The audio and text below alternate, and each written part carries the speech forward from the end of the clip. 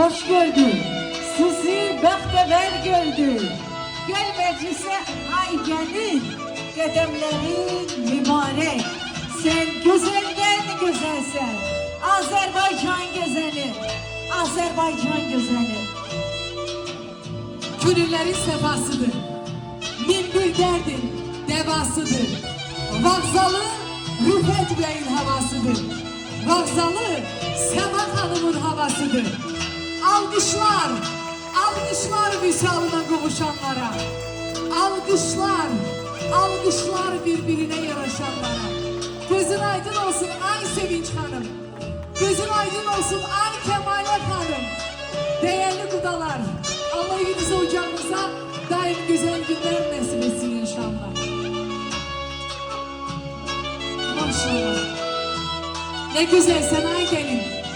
Gözüm kamaşır gelin. Sana bu kına libası. Ecel yaraşır gelin. Anat gelin enişten. Sine bendi gümüşten. Ay subay kızlar her birinize kısmet olsun.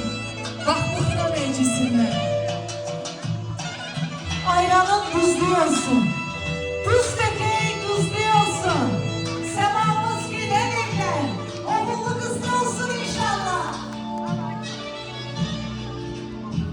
İlere sona gelsin. Kız, tirlerin yana gelsin.